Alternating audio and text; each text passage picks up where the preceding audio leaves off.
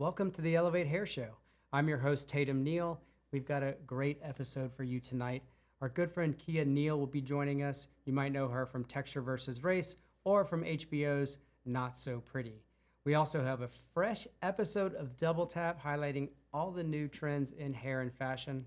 Let's get rolling.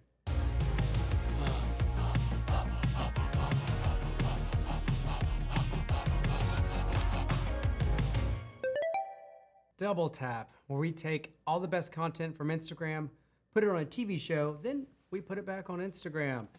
Got a great show for you today. Let's get right into it. Let's see where we're gonna start. Okay, let's start here first because this is not a hair influencer. This is actually a musician.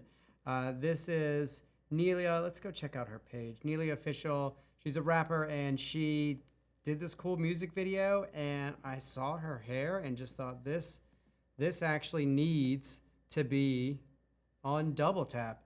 It's super on trend, mullet, almost like a bi-level because she's got a whole little thing going on the front, and she's also got the green dreads. I thought that was super dope.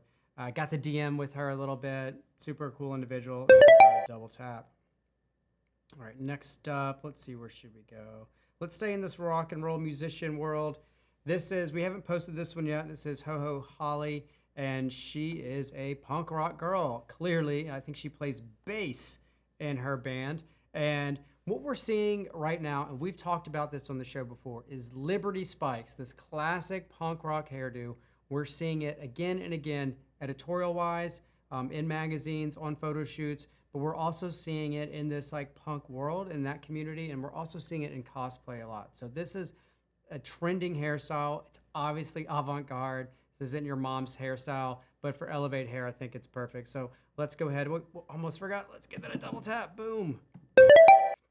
Let's go to another Liberty Spike look. This is from Errol Cardick, and just so dope. I love obviously the Liberty Spikes. Yes, that's a thing. But I think what I like about this is the use of accessories, right? So they're using flowers to sort of accentuate the Liberty Spikes. Now, there might have been something out there before. I had not seen it at this point. This is the first time I'd seen roses used in this.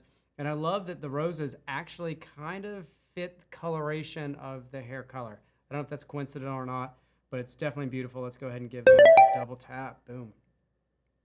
All right, what's next? Let's talk about this because sometimes controversy happens. We've got two controversial posts on here. Let's start off right here. So this is Hair by Ashley Phillip. Now, she did this original process video that you're seeing right now. I shared this on Elevate Hair, and y'all, people got upset. I feel like they got kind of upset because there was this whole, well, where is it? Where's the finished result? Chill, y'all. It took her a couple days to show the finished result. And what we did is we just did like an Elevate remix. We took two pieces of content, we fused it together to make this new sort of reel for you all. And I think it's great because it shows both aspects. You get the process, you get the finished result, which just looks gorgeous. The process photo, and I think both photos have taken over the internet. Every feature page shown up. It's awesome. Let's go ahead and give it a double tap. Boom. Some more controversy. Fern the barber. Now, I know Fern as a great hair cutter, a phenomenal hair cutter. It's great to see him do some color. In the comments on this post, people were like, wait, there's no way that you could paint that on that blonde and it not mess up the blonde or whatever. Well, guess what? A few weeks later, Fern has the guy come back in, touches up the color, or remixes it himself in a way, and you can't see any kind of fading on this hair, right? So Fern was able to execute this color. So controversy over, he did it, it was awesome. He gets a double tap. And Fern, we've got some gold clips coming your way in the mail, buddy. Braids. So I love this look. I thought it was just gorgeous. Love the contrast of the pink with the black hair. And I'm not sure exactly what this sort of, if there is a name for this sort of technique at the bottom where the hair is sort of, is kind of bunched and roped down here. I think that's sort of a new thing or something I'm not aware of. If you guys know the name, please hit us up in comments. But beautiful nonetheless, deserving of a double tap for sure. And that was by, let's see who that was. That was by Envy Me Styles, which I think we are envying that style. What's next? What's next? Let's stick onto this braids. Boom. The idea of hair as a fabric has always been appealing to me, as interesting from an art perspective. And this one is cool because it's like her braids have sort of enveloped her, almost like she's in a net of braids. I think it's really beautiful. Great work done by Ivani Fraustu. Give that a double tap.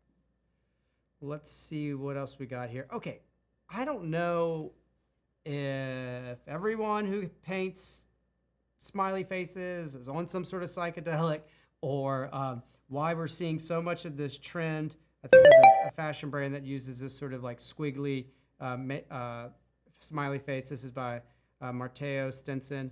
But we're seeing a lot of smiley faces that are sort of trippy, distorted, psychedelic. Here's another one. This one was by Hairspression, which is a color duo. This one's just beautiful. This one blew up.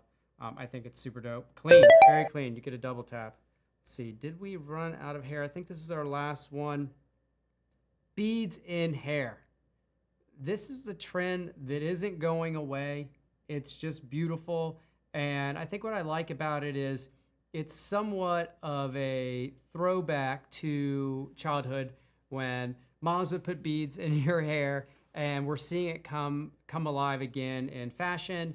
On the streets, you see it all over the place, not just in kids' hair, it's in adults' hair. So I think it's a little bit of this sort of revitalizing that childhood aesthetic and taking it into a new, modern, fresh, fashionable way. I love the size of these beads, huge, super cool. You get a double tap, and that concludes this week's Double Tap. So look, if you want to be featured on Double Tap or on Elevate TV at all you got to do is tag us, hashtag Elevate Hair, hashtag Double Tap. You never know, you might get on the show.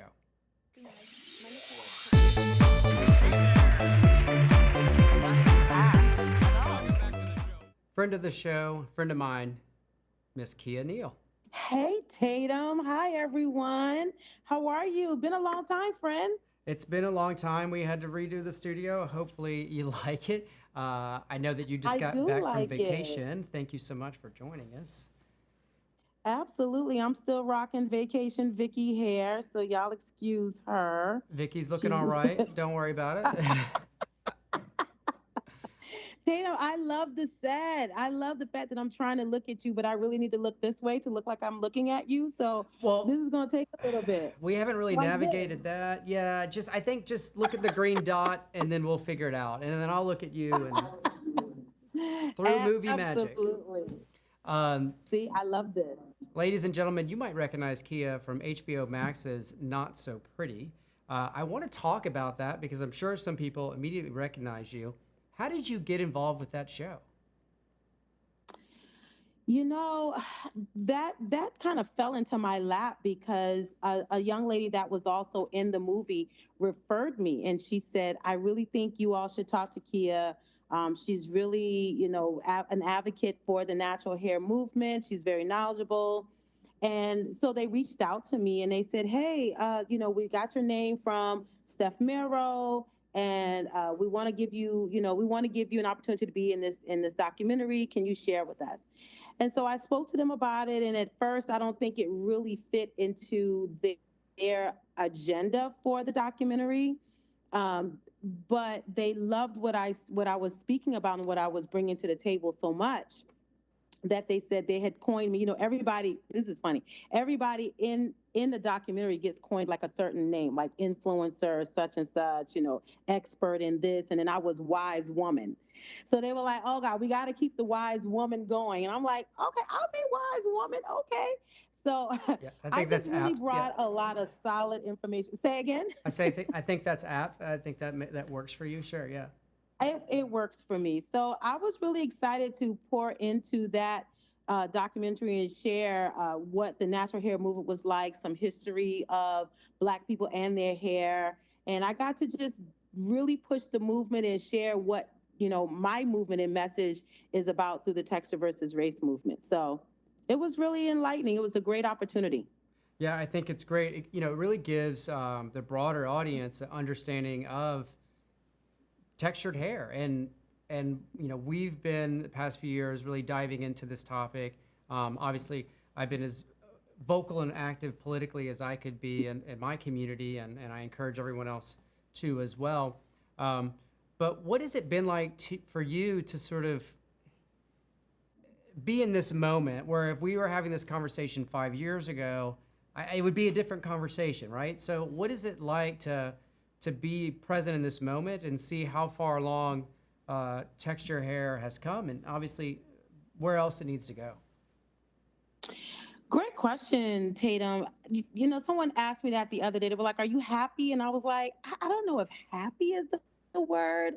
I think I'm finding a sense of joy and a sense of accomplishment and just simply pride and honor to be able to stand in this movement and this message, because there's so many of us that have been speaking about texture independence, texture diversity, texture, normalizing texture and making sure that, texture is normalized and seen in a level of diversity and inclusiveness in the industry. So there's so many voices that have spoken about it, and there's so many that are speaking now. But the idea is that we get to set things straight right now. We're seeing more movement now in the past 2 years than we probably have in 200 years. So for me, it's like, wow, it's a different emotion. I haven't quite pinned the emotion that I have behind it, but I know that we're getting closer and closer, and we are actually in a historical period. This is the most movement we've seen towards diversity and inclusion when it comes to texture than we have ever. And I'm proud to be a part of that. I'm proud to be able to say that my legacy will be that I help lead a conversation, I help do my part, and that the next generation of hairstylists will only read about this and not have to be about this. Yeah, you definitely have, and the reality is that this isn't a new thing. You said it's grown from 2 years, and it has. But I mean, when I met you at a intercoiffure, you were inducted into the organization with me at the same time, and we were talking about this class you had coming up in New Orleans, and I was really fascinated by it because it was very progressive is one way, but it was very I don't want to say in your face, but it was in a way confrontational, and the organization or the class, the experience is called Texture versus Race. It was in my hometown. It was great to come and be a part of that and to play some music and to witness it. But you were ahead of your time, so to speak. When did Texture versus Race started, and what do you have going on with that event in the future? So just really quick, I want to bring back to how I met you at Intercoiffure. Like, I feel like I was just sitting there, one of very few Black people in the room. And you came up to me and was like, "Who are you? What is your story? What are you doing? I want to know all about you right now." Like, I don't know you, like your presence. It's like it's calling me. And I literally just started telling you, "Hey, I got a Texture versus Race Summit coming up. It's going to be in New Orleans. I know that's where you live.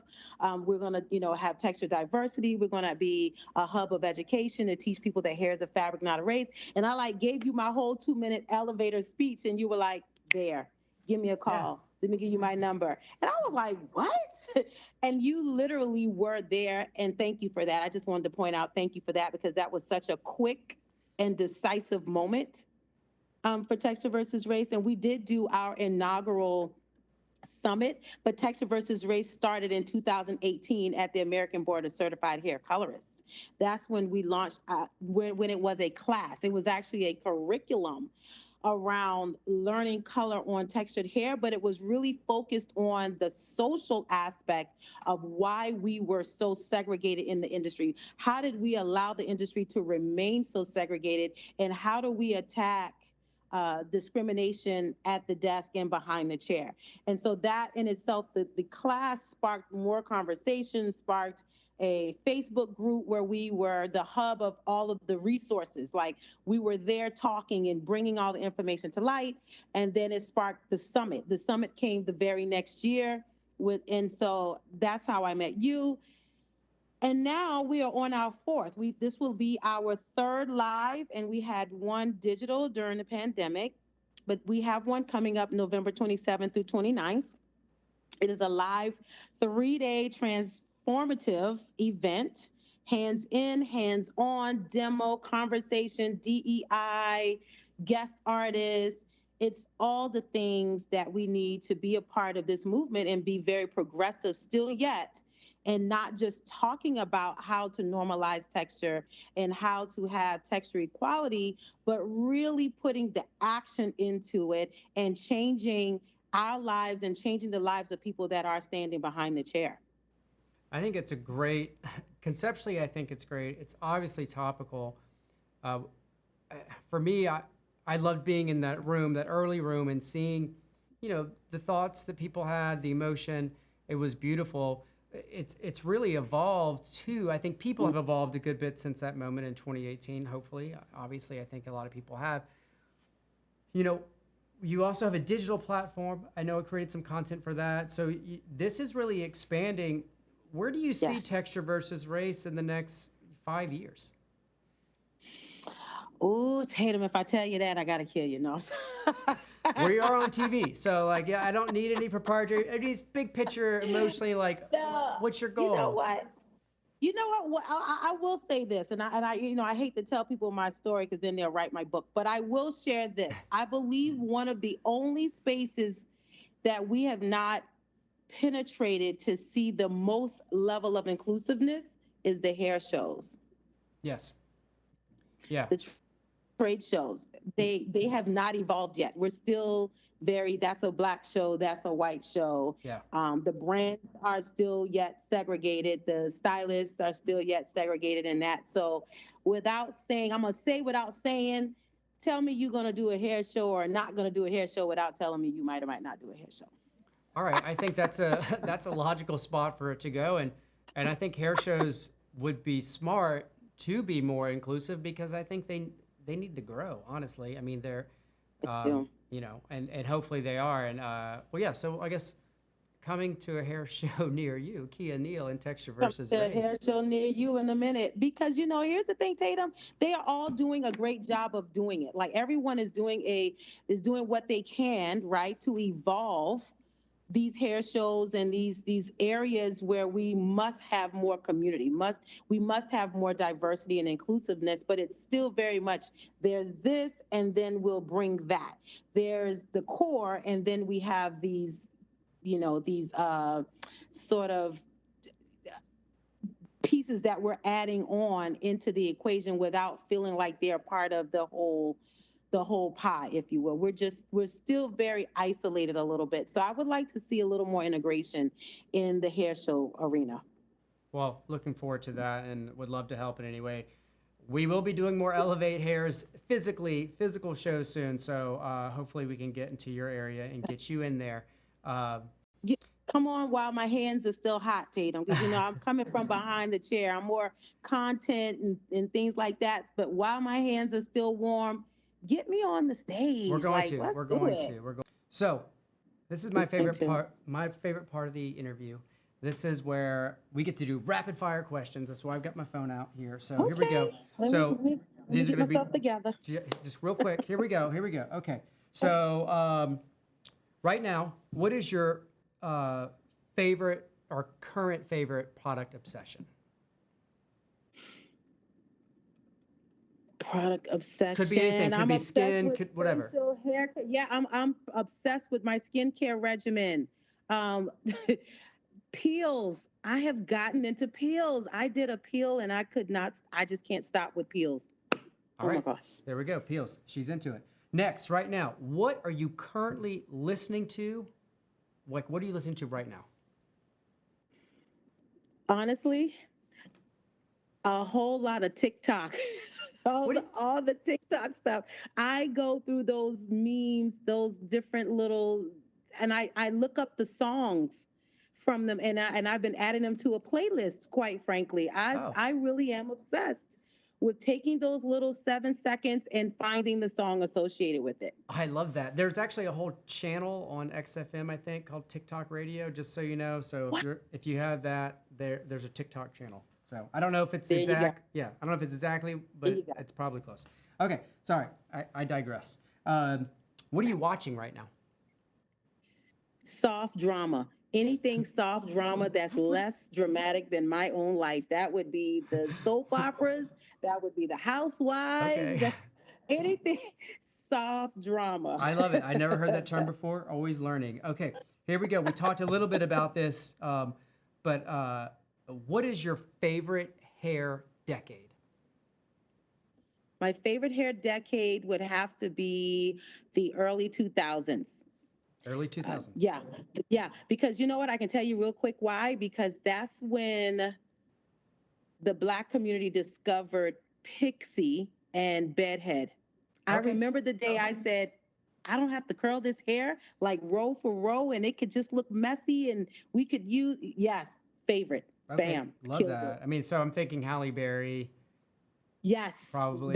That era. Yep. Got it. Okay, cool. What is your cocktail of choice? Pineapple martini. Pineapple martini. Okay, great. Ooh, this one, controversial. And look, I know you're not afraid. You're not afraid to get controversial here. So here we go. Bring it on. New York slice or Chicago deep dish? New York slice, babe. Come on. Bam. Yes, yes. Come on. Yes. Come on, man. Yeah, Go well, I hard gotta on ask. I gotta ask. Coffee or tea? Coffee. Also controversial. Nike or Adidas? Okay. All right. Nike, because they stood in the move and they stood behind Cap. True. So I'm on but Adidas, I ride with Adidas too. So I'm gonna have to, yes. Yeah. Oh, now you really trying I me gotta now, bet. Tatum. I gotta bet with Renee Gadar about this, and so I like both too. I tend to lean more Adidas, but you can't be a Yankees and a Red Sox fan. I need you to just say it. You gotta.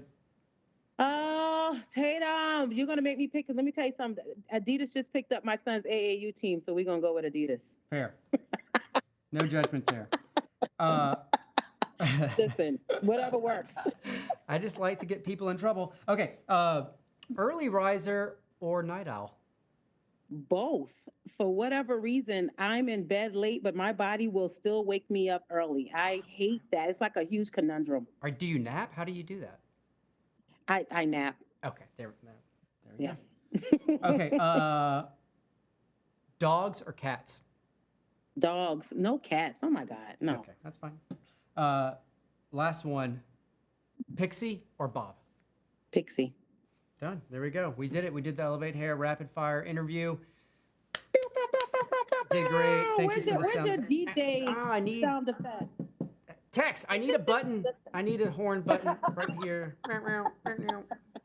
Yes. Next I need episode, the we'll get that rapid fire. going. Okay, great. I need that. All right. Well, that was awesome. Thank you for participating. Thank you for joining us. It's been too long. I hope that we can get you on this couch in real life soon, or at least we get to hang out in the near future. I'm sure I'll see you at a hair show. I'm coming. I'm coming to New Orleans for some char grilled oysters, so we can plan around that. Done. I'll take you to all my favorite spots.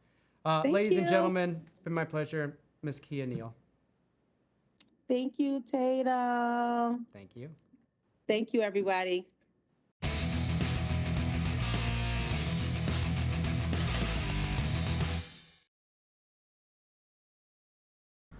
I had a time back in the early 2000s where a woman from Japan came into the very busy salon that I worked into in a very busy city, and she wanted a perm.